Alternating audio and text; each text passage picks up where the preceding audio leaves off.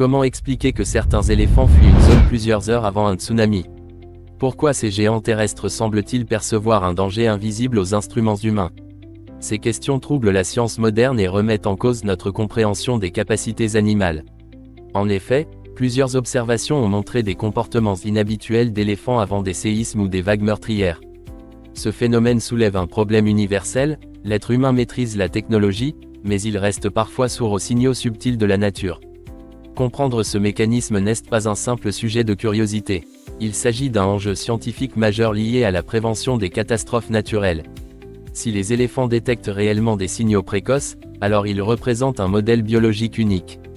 Pour saisir toute la portée de cette découverte fascinante, vous devez suivre attentivement cette vidéo jusqu'à la fin. Abonnez-vous dès maintenant pour ne manquer aucune exploration scientifique de ce type. Entrons dans l'analyse rigoureuse de ce phénomène remarquable. Premièrement, les éléphants détectent les infrasons imperceptibles à l'être humain. Le paradoxe réside dans notre vulnérabilité technologique à court terme face à des signaux que la biologie animale perçoit naturellement. Malgré des capteurs numériques avancés, des satellites sophistiqués et des réseaux de surveillance géophysique complexes, nous restons incapables de ressentir directement certaines fréquences que les éléphants identifient instinctivement. Cette réalité révèle une limite fondamentale de notre perception sensorielle. Les éléphants communiquent grâce à des infrasons, c'est-à-dire des ondes acoustiques dont la fréquence est inférieure à 20 Hz. Ces sons échappent totalement à l'oreille humaine. Pourtant, ils parcourent de très longues distances avec une faible atténuation. Ils se propagent à travers l'air, mais aussi à travers le sol, en exploitant la densité des milieux naturels. Lors d'un séisme sous-marin ou d'un glissement tectonique, la croûte terrestre libère des ondes de basse fréquence avant que la catastrophe ne soit perceptible par les populations humaines. Ces vibrations constituent une signature physique précoce du bouleversement à venir. Les éléphants disposent d'un appareil auditif spécialisé et d'une capacité vibrotactile remarquable. Leurs grandes oreilles, riches en terminaisons nerveuses, captent les variations de pression acoustique. De plus, leurs pattes contiennent des récepteurs mécano-sensibles capables de détecter des oscillations du sol extrêmement faibles. Cette double voie de perception, aérienne et terrestre, augmente considérablement leur sensibilité environnementale. Ce principe nous rappelle que l'évolution a façonné des organismes capables d'intégrer des signaux subtils bien avant l'apparition de l'instrumentation scientifique moderne. Imaginez un tambour gigantesque frappé à des centaines de kilomètres. Aucun son audible ne parvient jusqu'à vous. Cependant, une onde traverse silencieusement la Terre. L'être humain reste immobile, inconscient du danger. L'éléphant, en revanche, ressent cette pulsation profonde comme une information cruciale. Il l'interprète comme un signal d'alerte. Il change alors d'attitude, interrompt son activité et peut se diriger vers des zones plus sûres. Cette scène illustre la puissance d'un système sensoriel adapté à la lecture fine de l'environnement naturel. Deuxièmement, leur sensibilité aux vibrations sismiques constitue un système d'alerte naturel. Le paradoxe de la douleur à court terme se manifeste par une agitation apparente qui cache en réalité un mécanisme adaptatif. Avant une catastrophe, certains éléphants montrent des signes d'inquiétude, d'errance ou de regroupement. Inhabituelle, cette tension comportementale peut sembler irrationnelle. Pourtant, elle correspond à une réponse physiologique cohérente face à une perturbation invisible. Les éléphants possèdent une sensibilité tactile d'une extrême finesse. Leurs coussinets plantaires sont structurés pour absorber le poids considérable de leur corps. Toutefois, ils servent également de capteurs vibratoires. Des cellules spécialisées transforment les micro-mouvements du sol en signaux nerveux transmis au cerveau. Les ondes sismiques primaires, appelées ondes P, précèdent les ondes secondaires plus destructrices. Elles se déplacent rapidement et génèrent des compressions longitudinales discrètes. Bien que leur amplitude soit faible, elles constituent un indice précoce du phénomène géophysique en cours.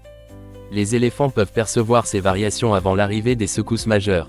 Ils traduisent ces informations en comportements adaptatifs. Cette capacité révèle que la perception animale ne se limite pas à l'ouïe ou à la vue, mais intègre un traitement multisensoriel sophistiqué.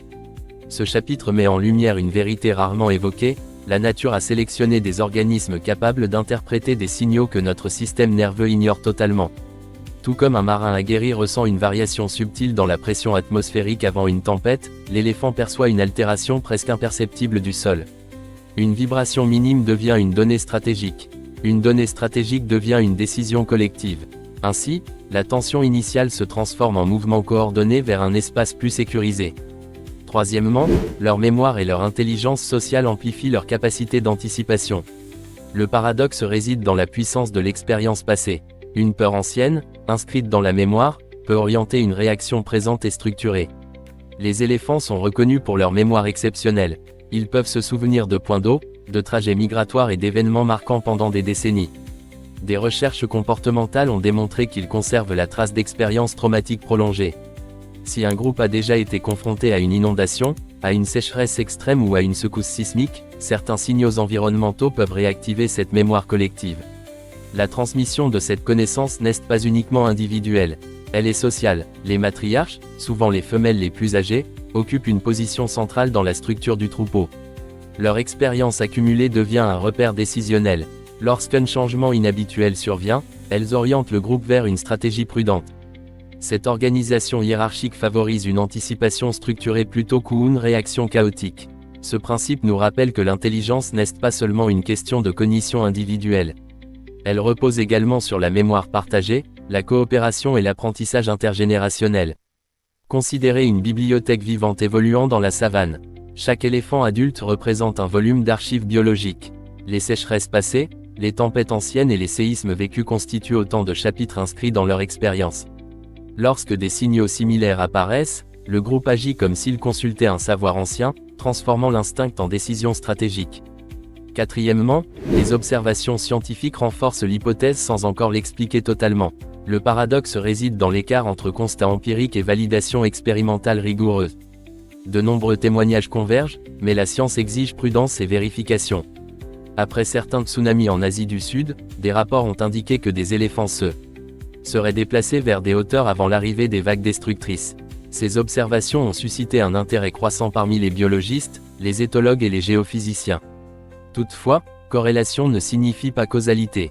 Les chercheurs doivent distinguer les coïncidences des mécanismes réels.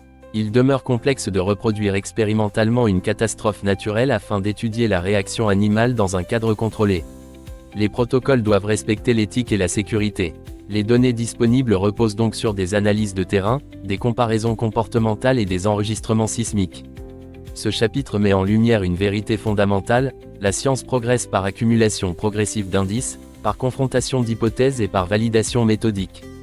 Tout comme un détective assemble patiemment des fragments d'informations avant de formuler une conclusion, les chercheurs compilent des données issues de différentes disciplines. Les pièces du puzzle se rapprochent.